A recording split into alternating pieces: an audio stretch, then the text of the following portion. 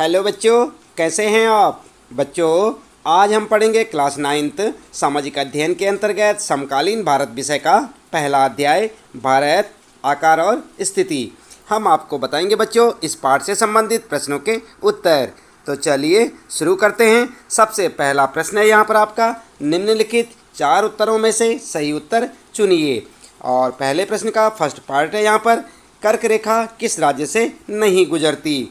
आप देख रहे हैं यहाँ पर ये 4 ऑप्शन दिए हुए हैं, राजस्थान, उड़ीसा, छत्तीसगढ़ या त्रिपुरा। तो यहाँ पर आपको सही ऑप्शन चुनना है बच्चों, और इसका सही ऑप्शन होगा उड़ीसा, यानी कि ख वाला ऑप्शन इसका बिल्कुल करेक्ट ऑप्शन होगा। तो आप इसे लिख सकते हैं। इसके बाद बच्चों पहले प्रश्न का सेकेंड पार्ट है, भारत का सबसे पूर्वी देशांतर कौन सा है।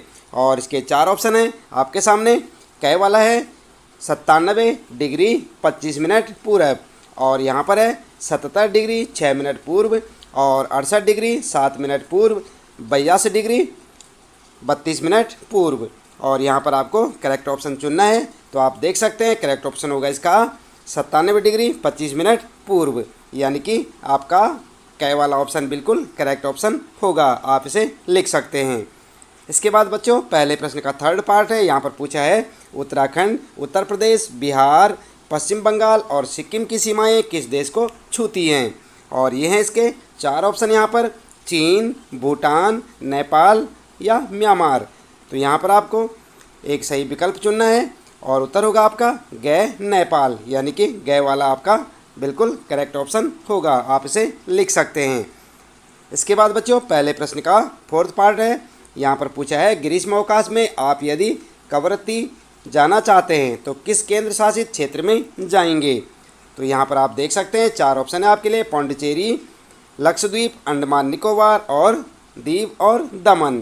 तो यहाँ पर आपका ख वाला ऑप्शन बिल्कुल करेक्ट ऑप्शन है, लक्षद्वीप। तो यहाँ पर आप इसे लिख सकते हैं, उत्तर में लक्षद्वीप। अगला पार्ट है यहाँ पर आपको पूछा है, मेरे मित्र एक ऐसे देश के निवासी हैं जिस देश की सीमा भारत के साथ नहीं लगती। आप बताइए वह कौन सा देश है। तो यहाँ पर भी आपके लिए 4 ऑप्शन हैं, भूटान, ताजिकिस्तान, बांग्लादेश और नेपाल। तो यहाँ पर आप उत्तर में लिखेंगे ख वाला ऑप्शन बिल्कुल आपका सही होगा, कौन सा, ताजिकिस्तान। आप इसे अपने उत्तर में लिख सकते हैं। इसके बाद बच्चों दूसरा प्रश्न शुरू होता है यहाँ पर आपका। इसमें पूछा है निम्न प्रश्नों के उत्तर संक्षेप में दीजिए। और इसका फर्स्ट पार्ट है बच्चों, अरब सागर तथा बंगाल की खाड़ी में स्थित द्वीप समूह के नाम बताइए। दक्षिण में कौन कौन से द्वीपीय देश हमारे पड़ोसी हैं। उत्तर क्या लिखेंगे, उत्तर लिखेंगे आप अरब सागर में लक्षद्वीप तथा बंगाल की खाड़ी में अंडमान और निकोबार द्वीप समूह स्थित हैं। दक्षिण में श्रीलंका तथा मालदीव द्वीपीय देश हमारे पड़ोसी हैं। तो इस तरह से आप दूसरे प्रश्न के फर्स्ट पार्ट का उत्तर लिख सकते हैं। इसके बाद बच्चों दूसरे प्रश्न का सेकंड पार्ट है, और उसमें पूछा है उन देशों के नाम बताइए जो क्षेत्रफल में भारत से बड़े हैं। उत्तर क्या लिखेंगे, उत्तर लिखेंगे रूस, कनाडा, अमेरिका, चीन, ब्राज़ील और ऑस्ट्रेलिया क्षेत्रफल में भारत से बड़े हैं। आई बात समझ में। इसके बाद दूसरे प्रश्न का थर्ड पार्ट है, और यहाँ पर पूछा है हमारे उत्तर पश्चिमी, उत्तरी तथा उत्तर पूर्वी पड़ोसी देशों के नाम बताइए। और यहाँ पर आप उत्तर लिखेंगे, सबसे पहले लिखेंगे हमारे उत्तर पश्चिमी पड़ोसी देश, और हेडिंग डाल के लिख सकते हैं बच्चों पाकिस्तान, अफ़गानिस्तान। ठीक है। दूसरे नंबर पर लिखेंगे हमारे उत्तरी पड़ोसी देश चीन, तिब्बत, नेपाल एवं भूटान। इसके बाद फिर लिखेंगे हमारे उत्तर पूर्वी पड़ोसी देश, और यहाँ पर लिखेंगे म्यांमार और बांग्लादेश। ठीक है। तो इस प्रकार से आपका इस प्रश्न का उत्तर हो जाएगा बच्चों। फिर अगला पार्ट है यहाँ पर, भारत में किन किन राज्यों से कर्क रेखा गुजरती है उनके नाम बताइए। उत्तर में आप लिख सकते हैं कर्क रेखा गुजरात, मध्य प्रदेश, छत्तीसगढ़, झारखंड, पश्चिम बंगाल, त्रिपुरा एवं मिजोरम राज्यों से होकर गुजरती है।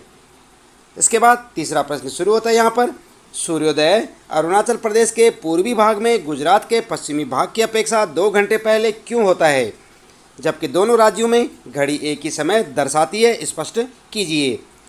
तो आप उत्तर क्या लिखेंगे बच्चों, उत्तर आप ठीक इस प्रकार से लिख सकते हैं, गुजरात और अरुणाचल प्रदेश में समय का 2 घंटे का अंतर है। गुजरात की अपेक्षा अरुणाचल प्रदेश में सूर्य 2 घंटे पहले उदय होता है, किंतु फिर भी दोनों राज्यों में घड़ियां एक ही समय दिखाती हैं। पृथ्वी एक अक्षांश घूमने में 4 मिनट का समय लेती है, इसलिए 15 अक्षांश घूमने में पृथ्वी को 1 घंटा लगता है। भारत का अक्षांशीय विस्तार 30 डिग्री है, इसलिए देश के सबसे पूर्वी तथा सबसे पश्चिमी भाग के बीच समय का 2 घंटे का अंतर है।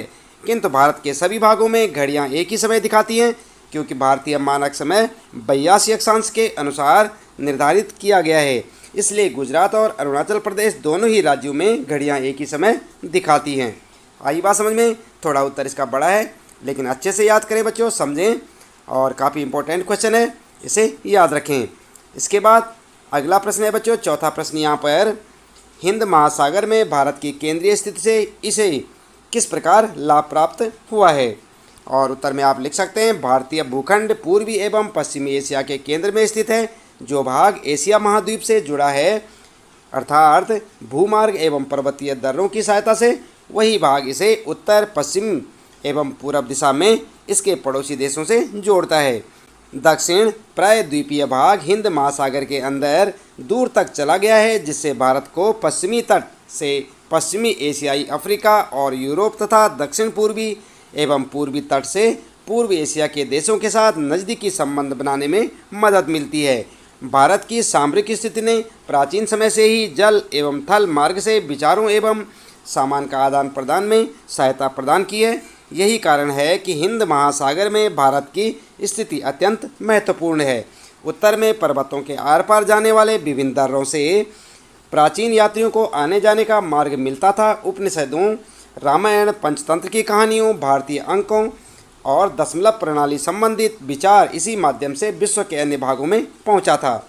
मसाले, मलमल और व्यापार का अन्य सामान भारत से अन्य देशों में ले जाया जाता था। दूसरी ओर यूनानी मूर्तिकला, पश्चिम एशिया से विभिन्न प्रकार के गुंबद एवं मीनार बनाने की भवन निर्माण कला देश के विभिन्न भागों में देखी जा सकती है। हिंद महासागर में किसी भी अन्य देश का समुद्र तट भारत जितना बड़ा नहीं है, और वास्तव में हिंद महासागर में भारत की महत्वपूर्ण स्थिति के कारण ही इस महासागर का नामकरण भारत के नाम पर किए जाने को सही ठहराता है। तो ये था बच्चों यहाँ पर चौथे प्रश्न का उत्तर। आप ठीक इस प्रकार से लिख सकते हैं। इसके बाद बात करते हैं यहाँ पर मानचित्र कौशल की, और यहाँ पर पहला प्रश्न आपके लिए, निम्नलिखित की मानचित्र की सहायता से पहचान कीजिए। और फर्स्ट है यहाँ पर आपके लिए अरब सागर और बंगाल की खाड़ी में स्थित द्वीप समूह। इसके बाद सेकेंड है बच्चों, भारतीय उपमहाद्वीप किन देशों से मिलकर बनता है। और थर्ड है, कर्क रेखा कौन कौन से राज्यों से होकर गुजरती है। और अगला है यहाँ पर, भारतीय दक्षिणी मुख्य भूभाग का दक्षिणी शीर्ष बिंदु बताना है आपको। और फिर है भारत का सबसे उत्तर अक्षांश, और अंशों में भारत के मुख्य भूभाग का दक्षिणी अक्षांश। इसी प्रकार से अगला प्रश्न यहाँ पर, भारत का सबसे पूर्वी और पश्चिमी देशांतर, सबसे लंबी तट रेखा वाला राज्य, भारत और श्रीलंका को अलग करने वाली जल संधि तथा भारत के केंद्र शासित क्षेत्र, ये आपको सब यहाँ पर बताना है। तो आप देख सकते हैं बच्चों, आपकी पाठ्यपुस्तक में इस प्रकार से एक मानचित्र आपको देखने को मिलेगा भारत का, और आप इसमें सारी स्थितियाँ देख सकते हैं। उत्तर में आप इस प्रकार से लिखेंगे, नंबर 1 में लिखेंगे, फर्स्ट का आंसर लिखेंगे यहाँ पर लक्षद्वीप। सेकंड के लिए लिखेंगे भारतीय उपमहाद्वीप बनाने वाले देश, भारत, पाकिस्तान, नेपाल, भूटान और बांग्लादेश। इसी प्रकार से थर्ड के लिए लिखेंगे गुजरात, मध्य प्रदेश, छत्तीसगढ़, झारखंड, पश्चिम बंगाल, त्रिपुरा और मिजोरम। इसके बाद फोर्थ में लिखेंगे कन्याकुमारी, अगले में लिखेंगे 37 डिग्री 6 मिनट उत्तर, और फिर लिखेंगे अगले का लिखेंगे 8 डिग्री 4 मिनट उत्तर, सातवें में लिखेंगे 68 डिग्री 7 मिनट पश्चिम, पूर्वी 97 डिग्री 25 मिनट पूर्व। और इसी प्रकार से 8वें में लिखेंगे गुजरात, और 9वें में लिखेंगे पाक जल संधि, और 10वें के लिए लिखेंगे द्वीप और दमन, दादर और नगर हवेली, पंडुचेरी, लक्षद्वीप और अंडमान निकोबार द्वीप समूह, चंडीगढ़ और दिल्ली। तो इस प्रकार से आपके इन सारे प्रश्नों के उत्तर हो जाएंगे बच्चों। इसके साथ साथ आगे आप देख सकते हैं, ये मानचित्र यहाँ पर दिया हुआ है, इसे आप अपनी पाठ्यपुस्तक से देख सकते हैं। और इसके बाद आपको करना है यहाँ पर परियोजना कार्य, और इसके लिए आप देख सकते हैं प्रश्न आपका, अपने राज्य का विस्तार अक्षांश और देशांतर में ज्ञात कीजिए। तो इसे आप अपने हिसाब से कर सकते हैं कि आप कौन से राज्य में रहते हैं, उसका विस्तार आप अक्षांश और देशांतर में बता सकते हैं। दूसरा प्रश्न है बच्चों, रेशम मार्ग के बारे में सूचना एकत्र कीजिए। यह भी ज्ञात कीजिए कि किन नई विकास योजनाओं द्वारा उच्च पर्वतीय क्षेत्रों में आवागमन के मार्ग विकसित किए गए हैं। तो यहाँ पर आप इसका उत्तर भी आप स्वयं से करेंगे, लेकिन कुछ संकेतों के साथ। आप याद रखें, निम्नलिखित संकेत आपकी सहायता कर सकते हैं, जैसे कि रेशम मार्ग चीन एवं भूमध्य सागर के बीच अंतर्राष्ट्रीय व्यापार का एक महत्वपूर्ण मार्ग है, क्योंकि इस मार्ग से होने वाले व्यापार में रेशम का एक बड़ा हिस्सा होता था। अतः 1877 में फर्जिनेंड वान रिक्टाफेन नामक एक प्रसिद्ध जर्मन भूगोलवेत्ता ने इसका नाम रेशम मार्ग रख दिया। पारंपरिक रेशम मार्ग पूर्व एवं पश्चिम के बीच संबंध के कारण विकसित हुआ, जिसने सांस्कृतिक विरासत के आदान प्रदान को बढ़ावा दिया। हाल के वर्षों में रेशम मार्ग एक बार पुनः समुद्री मार्ग एवं थल मार्ग दोनों से प्रयोग किया जा रहा है। आई बात समझ में? तो इस प्रकार से आप इन संकेतों को ध्यान में रखते हुए सूचना एकत्र कर सकते हैं बच्चों। इसके साथ ही इस पाठ से संबंधित प्रश्नों के उत्तर यहाँ पर समाप्त होते हैं। उम्मीद है कि आपको अच्छे से समझ आए होंगे। इसी प्रकार लगातार कक्षा 9 सामाजिक अध्ययन के अंतर्गत समकालीन भारत विषय के सभी पाठों के प्रश्नोत्तर जानने के लिए लगातार जुड़े रहे हमारे साथ। यदि आपने चैनल को सब्सक्राइब नहीं किया तो चैनल को सब्सक्राइब अवश्य कर दें, बेल आइकन भी दबा दें बच्चों, ताकि आपको आने वाली प्रत्येक पाठ की वीडियो की नोटिफिकेशन मिलती रहे। और लगातार जुड़े रहे हमारे साथ। मिलते हैं फिर अगली वीडियो में।